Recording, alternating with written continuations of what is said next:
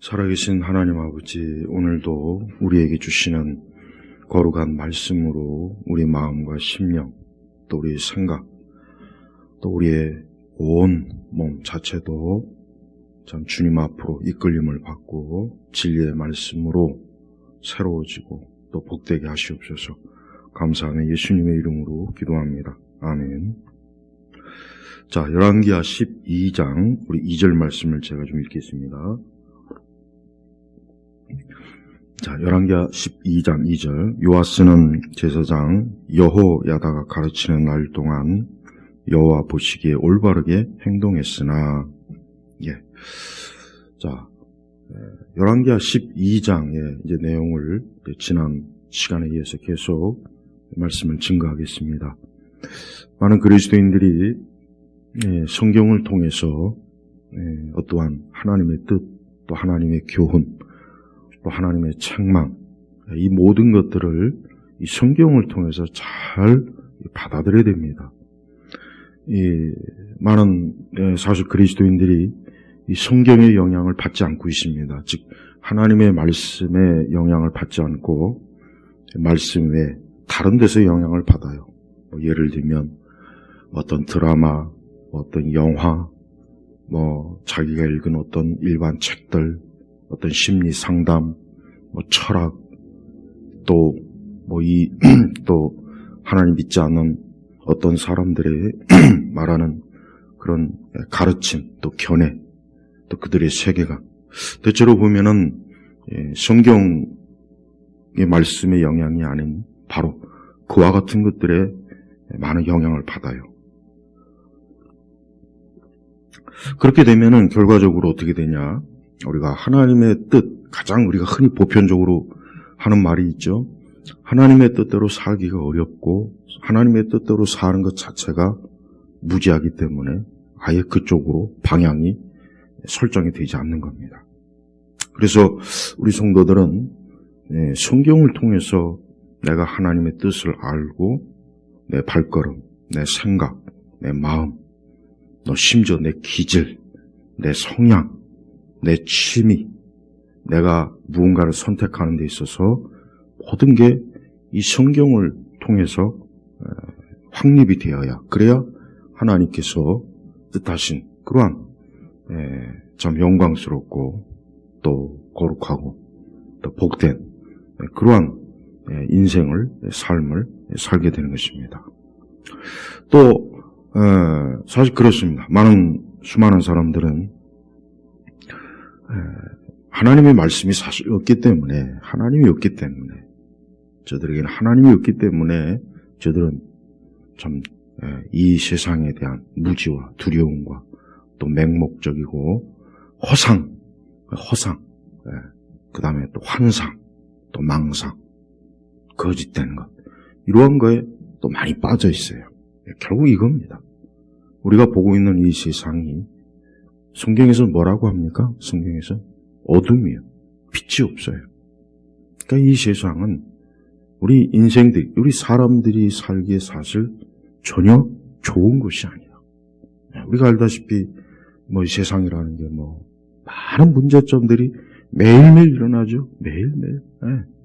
매일 참 나오는 그 신문에서 항상 많은 문제점들을 매일매일 쏟아내요. 많은 뉴스, 또 많은 어떤 사건. 우리가 이 세상이 왜 그런가? 그것은 근본적으로 이 세상 자체가 하나님과는 적대적인 관계에 있기 때문에 이 세상엔 이런 사람들이 살기에 어려운 것이 돼버린 거예요. 그렇다고 해서 물론 우리가 세상은 타락했으니까 우리는 저 산 위에서 그저 혼자 우리끼리, 그것도 올바른 방법은 아니에요. 그게 또 경건하고 거룩한 건 아닙니다. 그래서 우리 그리스도인들은 수도원주의, 영성주의, 마치 어떤 신앙의 어떤 독특한 그런 담을 쌓아놓고 그런 개토를 만들어서 우리 안에 거기서 하나님을 잘 섬기자. 그것은 또 하나의 극단이에요. 좋은 게 아니에요. 우리 성도들은 거칠고 또 정말 많은 위험이 있고 유혹이 있고 고통이 있고 괴로움이 있고 고생이 있고 환란이 있고 힘든 이 세상 가운데서 우리가 하나님을 믿는 것입니다. 예수님께서, 하나님의 아들 예수님께서 이 땅에 오신 걸 보십시오. 그분이 얼마나 험악한 삶을 보냈어요. 그분의 삶은 단 하루도 평안하고 안정된 게 없어요. 매일 악의 세력과 다투고 하나님의 원수들과 다투고 싸워야 되고, 우리 예수님의 그 삶 자체가 우리와 다를 바 없었어요. 많은 고생하고 많은 어렵고 피곤하고 수고하고 또 때로 잠도 못 자고 마치 예수님은 우리와 별도의 세계에서 이 땅에서 사신 거라는 생각을 많은 사람들이 그렇게 가져요. 그렇지 않아요. 이 복음서만 좀 더 세심하게 읽어보세요. 우리 예수님이 얼마나 정말 극도의 스트레스와 피곤함, 고통, 우리 예수님도 우리와 동일하게 그 모든 걸 겪었어요. 그러나 우리 예수님은 죄가 없으십니다. 왜? 하나님의 아들이시니까. 그래서 우리 성도들도 우리가 예수님 믿고 하나님의 자녀가 되고 우리가 그리스도인이다. 그게 마치 이 세상의 모든 고통을 면제해주는 그런 거로 보면 안 돼요. 하나님은 우리와 함께 하시고 우리가 동행하시고 우리를 이끄십니다. 그러나 하나님께서는 우리가 이 땅에서 많은 수고, 고통, 고난, 괴로움, 어려움을 당하면서 기도하고 예배드리고 교회 다니고 신앙생활하고 말씀 읽고 믿음으로 사는 것, 이게 하나님께서 우리 이 땅에 있는 성도들의, 우리 믿는 하나님의 자녀들에게 주시는 거예요. 그러나 이제 천국에 가면 이제 그게 없어요. 천국에 가면 그게 없는 거예요. 그래서 사실 우리 성도들은 현실 속에서 부딪히는 많은 어려움과 고통과 괴로움을 무엇으로 위로받을까? 천국이에요. 천국에 대한 소망, 믿음을 가지고 위로를 받는 것, 이게 바로 아주 유일하고 완전하고 영원한 이 소망이란 말이에요. 그래서 성도들이 매 순간 그러한 소망을 가지고 살고 또 그 소망을 가지고 또 한편으로 이 땅에서 내가 어떻게 주님을 끝까지 신실하게 잘 섬길 수 있을까? 또 물론 우리가 살아가면서 또 우리 죄성, 또 우리의 허물, 우리의 잘못된 것, 또 부분적으로 그런 게 있어요. 그게 없을 수는 없죠. 왜? 우리가 아주 완벽하지 못하죠. 완전한 영화로운 세계에 들어가지 못했기 때문에 이 땅에서 계속 계속 다듬어지는 거예요. 계속해서. 그래서 신앙생활은 그런 성화되는 과정을 지금 계속 거치는 겁니다. 그래서 우리 성도들은 어떤 일에 낙심하지도 말고 염려하지도 말고 두려워하지도 말고 뒤로 물러가지도 말고 또 좌절하지도 말고 계속 믿음 안에서 살아가는 거예요. 어떤 세상의 성공이나 명성, 세상에서 주어지는 그 찬란한 것, 또 하나님 믿지 않는 세상 사람들이 추구하는 것이 우리 그리스도인들에게는 절대 그게 우상이 돼서도 안 되고 목적과 소망이 돼서도 안 돼요.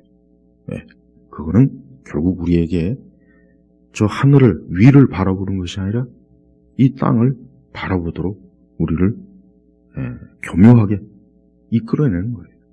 그래서 항상 성경을 통해서 오늘 하루 또 앞으로 내 인생을 어떻게 하나님과 동행할까 늘 그 생각을 많이 하시고 그 생각 속에서 깊이 빠지고 그 가운데 계속해서 성화되어서 참 하나님의 사람으로 잘 자라나가면 될 겁니다. 오늘 열왕기하 12장에는 바로 그와 같은 교훈을 주는 아주 귀한 내용이에요. 사실 굉장히 우리에게 좋은 경고의 말이 돼요. 자, 우리가 지난 시간에 열왕기하 11장에 보면은 이 요아스가 사실 참 굉장히 험난한 그런 어린 시절을 보냈어요. 그래서 또 하나님께서 그에게 좋은 또 기회를 주셔서 그 왕의 자리를 이어갈 수 있게 했어요. 거기에는 영적인 의미가 있다고 제가 지난 시간에 말씀했죠. 뭡니까? 다윗 왕가. 다윗의 계열이 계속 끊어지지 않고 대를 잇는 아주 중요한 절대적인 의미가 있습니다. 자, 이제 요아스가 드디어 정상적으로 왕의 그 통치를 하게 되었어요. 근데 무려 예루살렘에서 40년 굉장히 오래 다스린 거예요. 네. 이스라엘 열왕들, 유다의 열왕들에 비하면 굉장히 오랜 시간을 통치했어요. 근데 오늘 우리가 읽은 2절은 뭐라고 했습니까? 요아스가 그 제사장 여호야다. 이 여호야다가 어떤 사람입니까? 그 요아스를 그 죽음에서 건지고 보호하고 지킨 요아스는 이 여호야다는 요아스에게서 은인이 남았. 은인이. 예. 이 여호야다가 아니었으면 요아스는 살 수도 없고 왕이 아마 오를 수도 없었을 거예요. 그러니까 하나님께서 이 여호야다, 제사장 여호야다를 통해서 이 요아스를 어때요? 잘 보호하도록 섭리한 거예요. 그래도 어쨌건 이 여호야다는 요아스에게는 은인이 되는 사람이에요. 그리고 또 이 여호야다는 제사장이기 때문에 하나님을 섬기고 하나님을 경외하는 일을 요아스에게 참 가르쳤어요. 이 요아스가 7세 왕이 되었다 그랬죠? 7살의 왕의 자리로 7살의 왕이 올랐으니 뭐 사실 오늘날로 치면은 아직 초등학교도 들어가잖아. 유치원생이. 그러니 배워야 되고 가르칠 게 얼마나 많겠습니까? 그걸 여호야다가 다 감당한 거예요. 그래서 그가 무엇보다도 하나님을 어떻게 경외하는 왕이 되어야 되는가, 이걸 가르친 거예요. 참 중요합니다. 우리가 어린아이들에게 뭘 가르쳐야 되는가? 어린아이들에게 뭘 가르치면 가장 좋겠습니까? 우리 주님을, 하나님을 어떻게 섬기는지에 대해서 잘 가르쳐야 돼요. 근데 저는 많은 그리스도인들이 그 일을 중요하게 여기는 것 같지 않다는 생각이 제 목회 사역에서 보면은 우리가 살고 있는 지금 현 세상의 어떤 기독교의 상황에서 보면은 그렇지 않아요. 그냥 그 어린아이가 어떻게 하면 공부를 잘할까, 영어를 잘할까, 앞으로 대학을 어떻게 잘 갈까, 앞으로 그러니까 어떤 그 아이의 육적인 인생에 대해서는 굉장히 몰두하고 생각도 많이 하고 계획도 짜는데, 근데 영적인 건 별로예요. 하나님을 어떻게 경외하고 어떻게 섬기고 하나님을 어떻게 사랑하고, 어떤 이런 부분에 있어서는 우리 그리스도인 부모들이 그걸 그렇게 크게 중요하시 여기지 않아요. 아이들의 신앙 교육은 우선 부모님들이 가장 먼저 해야 돼요. 학교 교사, 주일학교 교사에게 맡기면 됐지? 아니에요. 제일 먼저 우리 부모님들이 어쨌든 교회를 다니는 엄마나 아빠 둘 중에 하나라도 그 아이들의 신앙에 대해서 진지하게 잘 가르쳐야 돼요. 그래서 그 아이가 앞으로 인생을 살면서 하나님 안에서 참 좋은, 복된, 그런 평안한, 또 안정된, 축복된 삶을 살도록 설계를 해줘야 돼요. 그게 우리 그리스도인의 부모들이 중요한 책임입니다. 사실 그게 참 어렵긴 해요. 쉬운 건 아니지만 그래도 어쨌든 해야 돼. 안 하면 안 돼요. 손을 놓으면 안 돼요. 그래서 아이들을 위해서 매일 기도하고, 아이들을 위해서 매일 같이 성경을 읽고 성경을 읽어주고, 하나님을 경외하고 기도하는 것, 예배드리는 것, 교회를 다니는 것, 이런 모든 것들을 차근차근 알려주면 그 아이가 앞으로 장차 이제 때가 되어서 거듭나고 중생하고 그가 회개하고 그때 그동안의 그 모든 가르침들이 그에게 든든한 신앙의 토대가 되는 거예요. 그런데 혹 나중에 거듭나고 중생해도 그러한 가르침이 없으면 신앙의 토대가 없으면 어떻게 합니까? 그 신앙이 이리저리 흔들려요. 그러니까 좋은 신앙으로 어때요? 자라나지를 않는 거예요. 그래서 우리는 아이들에게 하나님 말씀을 더 일찍 온전히 힘써 가르치는 게 좋습니다.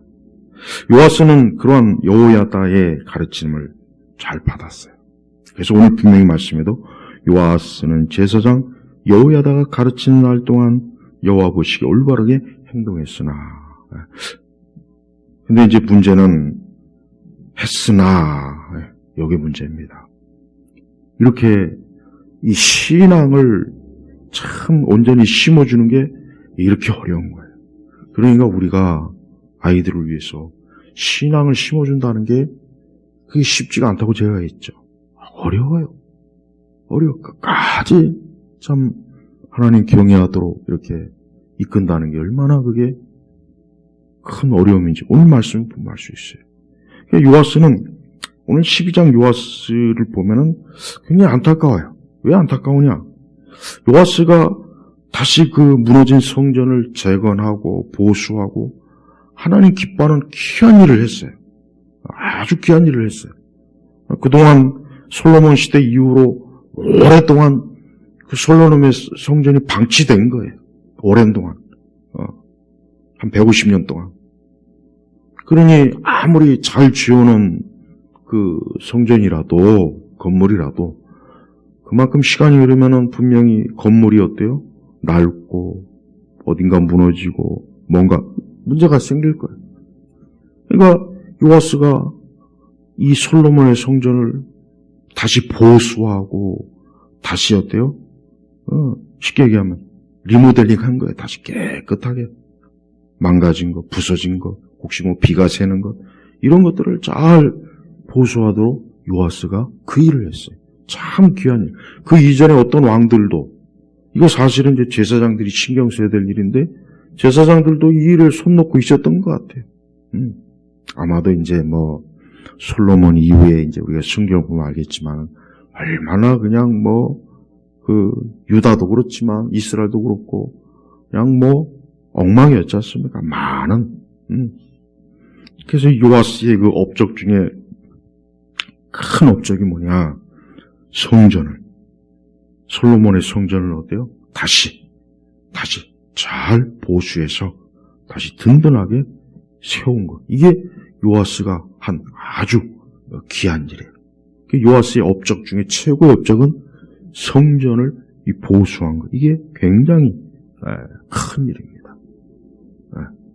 우리도 하나님의 몸된 교회를 잘 섬기는 것, 이게 하나님 기뻐하시는 거예요. 하나님의 몸된 교회를 뭐 교회가 어떻게 됐든 말든 나하고 뭔 상관이냐, 뭐 교회가 그러면 그건 진짜 참된 성도의 마음이 아닙니다. 항상 교회를 아끼고 소중하게 여기고 잘 쓸고 닦고 깨끗하고 우리가 주님의 예배당을 그렇게 잘 관리해야 돼요. 어지럽지 않게, 지저분하지 않게. 그게 주님을 섬기는 마음이에요. 제가 지난 주일에도 말씀에 증거했지만은 교회 예배당 청소하는 걸 청소업체에 맡겨서 뭐 돈을 주고 나는 그게 하나님 앞에 저렇게 축복된 일인데 어떻게 그거를 세속 저런 업체에다가 돈을 주고 청소를 맡길까? 난 그게 조금 절대 이해가 안 가는 일이에요. 신자들이, 성도들이 자기 집처럼 잘 가꾸고 잘 청소하고 당연히 그래야 되는 거예요. 하나님의 집도 예배하는 초소니까. 하나님께서는 이러한 하나님의 교회, 하나님의 집을 그걸 위해서 신경을 쓰고 애를 쓰고 그 일에 손과 발을, 자기의 몸을 쓰고 물질을 쓰고 하는 그 일을 하나님은 굉장히 아주 귀하고 축복되게 여기신다는 것을 우리가 꼭 알아야 됩니다. 그래서 솔로몬도 그렇지만 다윗도 그렇고 이 성전을 귀하게 여기는 마음. 오늘 신약교회로 치면 물론 성전은 우리 그리스도의 몸이에요. 그러나 우리 성도들이 모여서 예배드리는 이 예배 초소도 귀한 것이니까 항상 늘 소중하고 잘 가꿀 줄 아는 그런 마음이 필요합니다. 무엇보다도 우리는 우리의 성전, 우리 한 사람 한 사람이 성전 아닙니까? 요아스가 솔로몬의 성전을 잘 보수하고 다시 고치고 새롭게 하고 이런 것처럼 우리 성도들도 우리 자신의 성전을 어때요?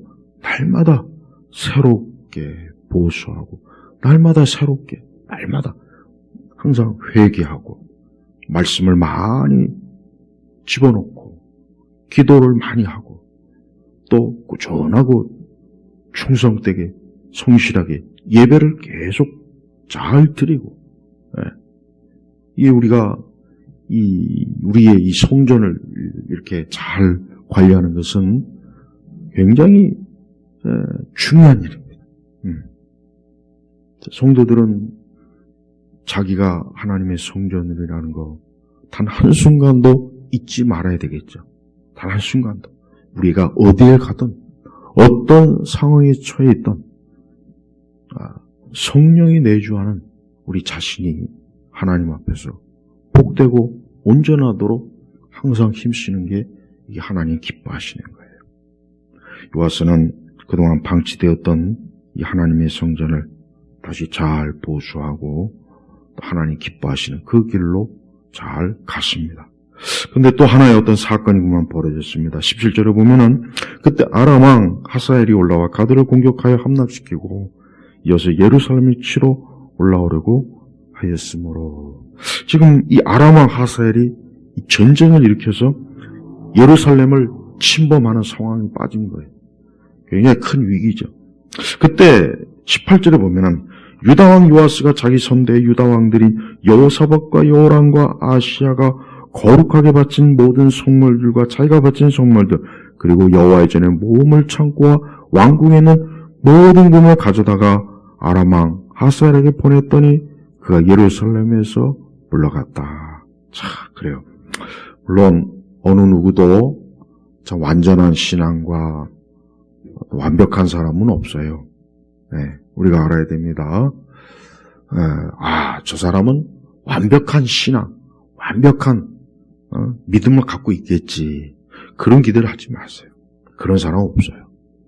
없습니다. 목회자도 그럴 수 없고 교회에서 아무리 수십 년 신앙생활하는 사람도 그럴 수 없어요. 다 허물이 있고 죄가 있고 또 때로는 모순도 있고 어려움도 있는 거예요. 잘못된 것도 있고. 요아스에 대해서 항상 제가 아쉬운 거는 요아스도 좀 이러이런 부분을 잘만 했더라면 다윗과 같은 그냥 성군이 되었을 텐데 또 히스기야처럼 정말 하나님 앞에 또 인정받는 그런 왕이 되었을 텐데 그 아쉬움이 있어요. 그 중에 하나가 바로 이게 뭐냐, 이 아람 왕 전쟁이 일어나서 이스라엘의 대적들이 유다의 대적들이 쳐들어왔어요. 그러면은 뭘 해야 되겠습니까? 뭘 해야 되겠습니까? 하나님 앞에 기도해야죠. 하나님 앞에 기도해서 이 하나님의 거룩한 땅을 침범하고 하나님의 백성들을 해치려는 저 대적들을 주께서 물리쳐 주시옵소서라고 기도했어야 되는데 여기 보면 어때요? 기도했다는 말이 없어요. 히스기야처럼 하나님 앞에 좀 기도하고 다윗처럼 하나님 앞에 기도하고 하나님 앞에 기도하면 되잖아요. 기도가 없어요. 그래서 어떻게 했느냐? 그 적을 물리치려고 그애들에게 그 성물, 이 거룩한, 이 하나님의 귀한 것들을, 갖다 바친 거예요. 하나님 보시기에는 전혀 기뻐할 만한 일이 아니란 말이에요. 요아스가 성전을 잘 보수하고, 참, 하나님 보시기에 기뻐한 일을 했는데, 그대로 쭉 가면 좋았을 텐데, 아니, 그냥 외적이 침입했다고 해서, 그 성전에 귀한 것들, 이 보물, 하나님께 바친 것들을, 어때요? 아로마 핫사엘에게 준 거예요. 이것 갖고 좀 이제 빨리 그냥 물러가십시오. 이거 가지고, 우리 예루살렘을 좀 침범하지 말아달라고. 그냥 그 앞에서 사정한 거예요. 그래가지고 물러갔어요. 자, 우리가 인생을 살면서 항상 어떤 위기나 어려움이나 곤란함이나 또 환난이나 괴로움이나 힘든 게 옵니다. 꼭 오게 돼 있어요. 반드시 오게 돼 있습니다. 그럴 때 우리 그리스도인들이 어때야 됩니까? 제일 먼저 하나님 앞에 기도하는 게 가장 좋습니다. 저는 요시야가 하나님 앞에 기도했다면 얼마나 좋았을까. 물론 요시야는 자기 나름대로 이렇게 하면은 저들이 물러갈 것이다 해서 했어요. 그래서 물러가긴 했어요. 그 아람 왕이 군대를 다시 철수했어요. 그래서 예루살렘의 파괴를 막았습니다. 그건 참 좋은 건데 문제는 뭡니까? 방법이 잘못된 거예요. 방법이. 하나님 앞에 기도했으면 반드시 하나님은 요람 왕과 그 군대를 하나님의 힘과 능력으로 물리쳐줬을 거예요. 이것은 성경 곳곳에 나와요. 하나님의 백성들이 하나님께 기도하고 하나님을 전적으로 의지하면 하나님이 어때요? 그 모든 적들을 물리쳐줘요. 하나님이 신명기에 약속했단 말이에요.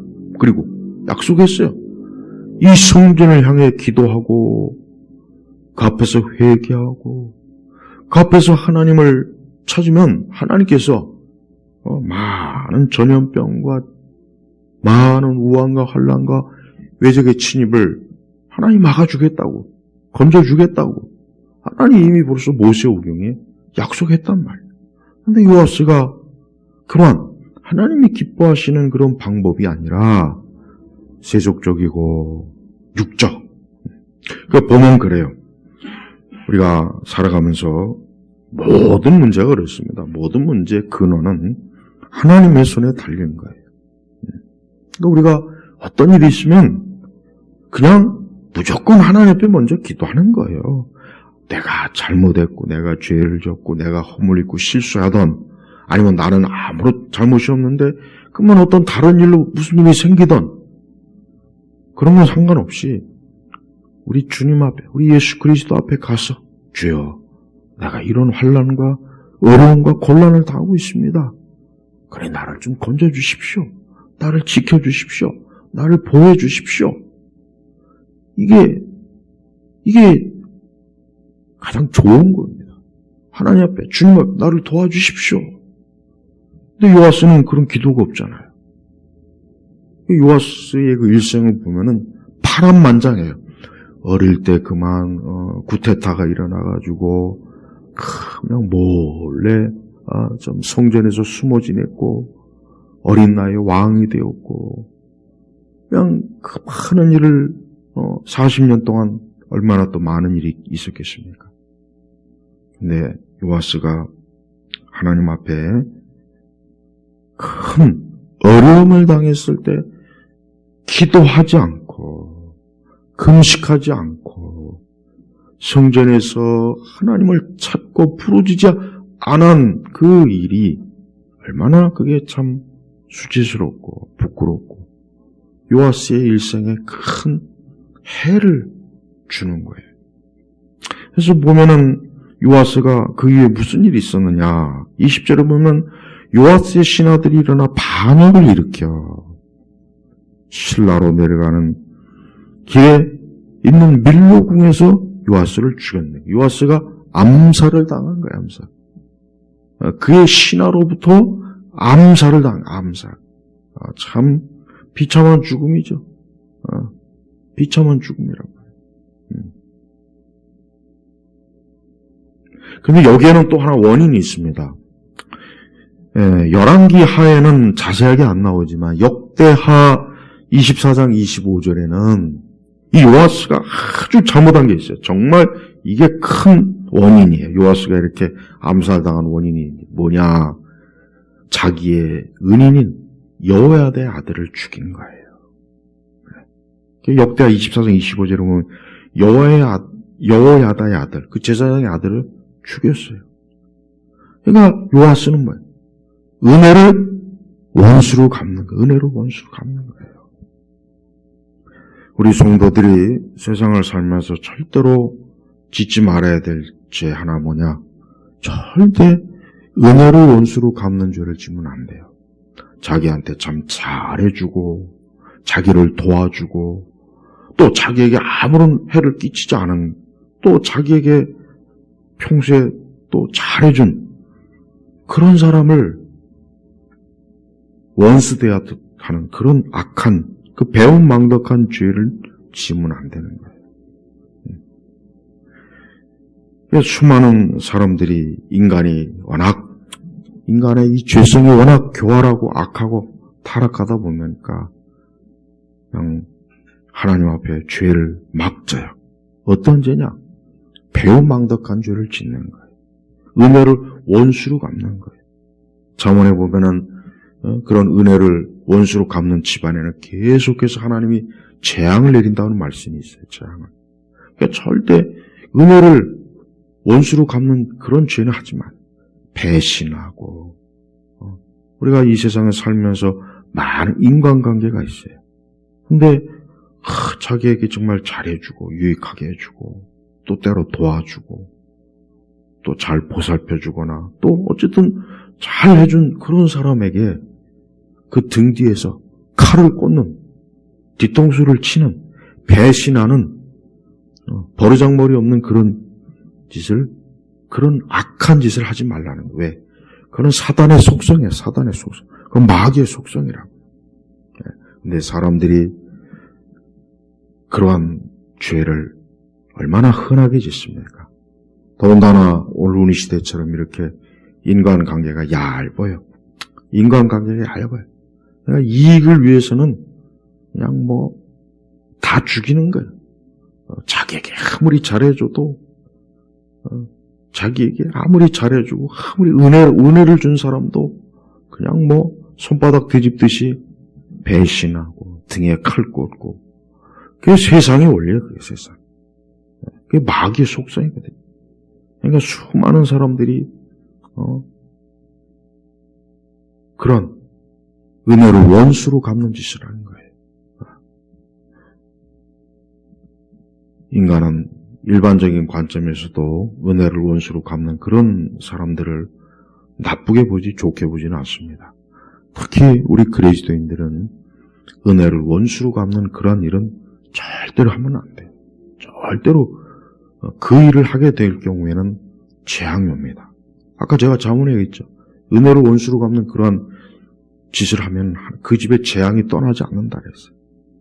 이게 무서운 거예요. 이 요아스가 아니 그 여호야다가 생명이 은인이란 말이에요. 여호야다가 아니었으면 요아스는 어릴 적 죽어가지고 이미 오래전에 죽었을 거예요. 근데 여호야다가 자기의 생명을 무릅쓰고 자기가 죽을 수도 있는 그 상을 무릅쓰고 성전에서 잘 이렇게 보호하고 또 왕의 자리에 오를 수 있도록 그냥 다 그 아달랴라고 하는 악한 여인을 제거하고 그렇게 은혜를 베풀었는데 그만 그 아들을 죽인 거야. 아들을. 그러니 당연히 하나님 보실 때 어때요? 그건 정말 악한 짓이에요. 그건 악한 짓이라고. 그러니까 이 요아스가 다른 사람도 아니고 그의 신하들로부터 암살을 당한 이유가 뭐겠습니까? 결정적인 게 바로 자기의 은인인 야다의 제사장 여호야다의 아들을 죽인 거. 이게 결정적인 거예요. 역대하 24장 25절 나중에 읽어보십시오. 하나님은 많은 사실 그리스도인들이 보면 그래요. 뭐 예배 드리고 기도하고 신앙생활, 그게 신앙의 전부인 줄 알고 있어요. 그게 신앙의 전부인 줄 알고 있더라고. 그런데 신앙과 믿음이라고 하는 것은 하나님의 그 성품을 닮아가는 거예요, 사실은. 우리 주 예수님의 성품을 닮아가는 거라고요. 근데 그런 게 없어요. 그래서 보면은 결정적일 때 악인과 의인이 갈라집니다. 네. 이렇게 요아스는 어때요? 굉장히 그 지적, 아까 이제 성전을 재건 보수한 얼마나 귀한 일입니까? 그런데 아까 말씀처럼 제사장 여호야다가 가르치는 날 동안 여호와 보시기에 올바르게 행동했으나, 그러니까 여호야다가 살아있는 동안만 요아스는 하나님 앞에서 온전했던 거예요. 그러니까 여호야다가 죽은 이후에는 이제 자기 마음대로 지 멋대로, 어떻게 보면 거짓 신자죠. 거짓 신자였던 거예요. 그러니까 우리가 평소에 뭐 겉으로 봐서는 모릅니다. 평소에 뭐 예배 잘 드리고 주일 성수 잘하고 또 성도들과 잘 교제하고 언뜻 보면 좋은 교인 같아요. 좋은 성도 같아요. 그러나 결정적인 때가 꼭 나타납니다. 특히 이렇게 은혜를 모르는 것, 배신, 배반, 뭔가 이 등에 칼을 꽂는 이러한 짓을 해요. 그러니까 이 요아스가 바로 그런 거예요. 요아스가 자기의 생명의 은혜는 여호야다의 아들이면 오히려 더 잘 보호하고 지켜줬어야 돼요. 마땅히 그래야 돼요. 다윗은 보십시오. 다윗은 그의 친구 요나단과의 약속을 끝까지 지켜서 그의 아들 무비보셋을 끝까지 자기 식탁에서 먹고 마실 수 있어요. 보세요. 그러니까 우리가 왜 다윗을 이 하나님의 마음에 합한 사람이라고 그렇게 얘기하냐면, 다윗은 그런 야비하고 교활하고 악한 짓을 하질 않았어요. 물론 딱 한 번, 우리아 사건. 그래서 성경에서도 우리아 사건 외에는 다윗이 하나님 앞에 온전했다 그러잖아요. 보세요. 다윗도. 우리 성도들은 인생을 살면서 우리가 하나님 앞에 하나님을 섬기고 하나님의 은혜를 감사하고 내가 신앙과 믿음 있는 거, 그거 귀한 일입니다. 그런데 거기서 끝나지 말아야 돼요. 우리가 이 세상을 살아오면서 이 악하고 험악한 세상, 악인들이 가득한 세상에서 우리가 어떻게 살아가는지에 대한 거, 그게 바로 우리의 신앙이 드러나는 것이고 우리의 신앙이 거기에서 나타나는 거예요.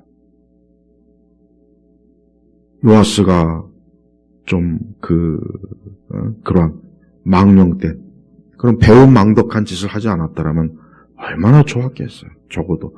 그럼 뭐 다른 뭐 실수 뭐 이런 것들은 그래도 하나님이 많이 덮어줬을 것 같아요. 근데 그 생명의 은인인 여호야다의 아들을 그냥 죽이라고 해서 결국 죽였어요. 얼마나 그게 참 비통하고 비참한 일이 아니에요. 그러니까 하나님께서 거기에 대해서 어때요? 그가 뿌린 대로 그의 신하가 그를 암살하도, 이게 하나님의 궁극적인 심판이요 섭리예요. 우리는 일상을 살면서 절대 혹 우리가 배신을 당하고 우리가 등에 칼을 맞고 우리가 혹 배은망덕한 일을 당해도 우리는 그거 하면 안 돼요. 우리는 절대 그거 하면 안 됩니다. 그걸 하게 되면은 재앙이 떠나지 않아요. 진짜입니다. 이건 성경의 말씀이기 때문에 제가 하는 얘기지, 제가 무슨 제 생각을, 제 견해를 얘기한 게 아니에요. 그러니까 항상 무엇보다 더 은혜를. 자, 하나님의 아들 예수 그리스도께서 우리에게 주신 게 뭡니까? 은혜. 그러니까 우리는 우리의 신앙이 하나님의 은혜에 항상 감사하는 거예요. 가룟 유다는 그 예수님의 등 뒤에 칼을 꽂았어요. 예수님을 팔아넘겼어요. 배은망덕한 거예요. 그러니까 가룟유다 어떻게 됐습니까? 나중에 자살해 죽었어요. 비참하게 죽었어요. 오늘 요하서도 보니까 21절에 다윗성에 장사하였고 열왕의 묘에는 들어가지 못했어요. 그냥 다윗성에만 장사만 했지 열왕의 묘에는 요하서는 들어가지 못했습니다. 우리가 예수님 믿을 때 평생에 예수님에게 신실해야 돼요.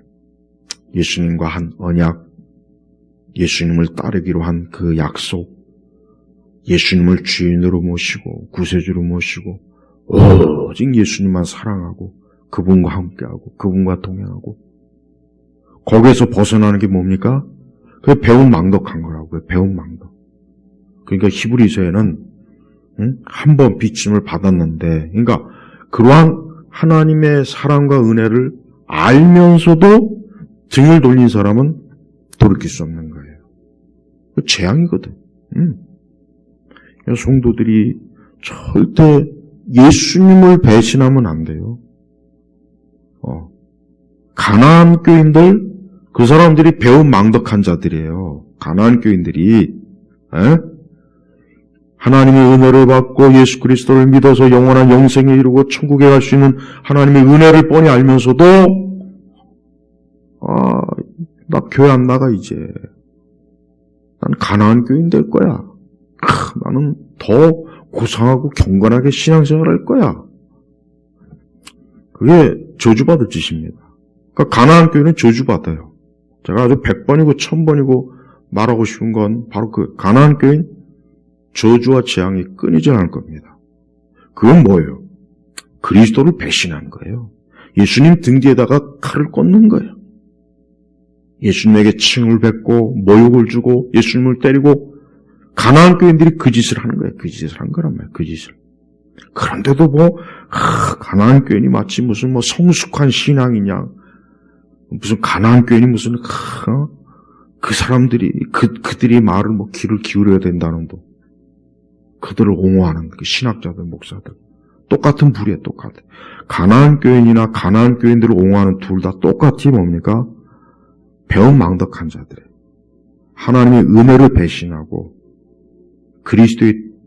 그리스도를 욕보이는 짓을 하는 거나 똑같은 짓이란 말이에요. 그리스도의 몸된 교회를 어떻게 떠나서 신앙생활, 카페에서, 커피숍에서, 산 위에서, 들에서, 야외에서, 또 가나안 교인들 지들끼리 또 모여가지고 또 하더라고요. 거기에는 끊임없는 저주와 재앙이 그들 각 사람과 그들의 자손들에게 있을 겁니다. 이거는 악담이 아니에요. 그건 사실이에요. 하나님의 은혜와 하나님의 사랑을 배신하고 은혜를 모르는 그러한 불신앙과 악한 짓을 하는데 거기에 당연히 하나님의 진노가 있지 거기에 축복이 있겠습니까? 한번 생각을 해보세요. 상식적으로. 그래서 우리 그리스도인들은 가나안 교인이 되지 마세요. 더 좋은 교회를 찾아다녀요. 차라리 더 좋은 교회, 더 바른 말씀을 증거하고 복음을 증거하고 그리스도의 십자가가 있고 예수 그리스도의 보혈이 있고 참된 교리가 있고 신학 있는 그런 교회를 찾아다니래요. 그런 교회를 찾아다녀야지. 난 이제 교회하고 담 쌓을 거야. 난 이제 이런 유형 교회하고는 난 이제 그런 짓을 하면서도 그게 죄인 줄 그냥 죄도 아니고 그건 정말 무서운 죄란 말이에요. 사실 그거는 성령을 회방하는 죄나 똑같아. 가나안 교인들은 성령을 회방하는 죄예요.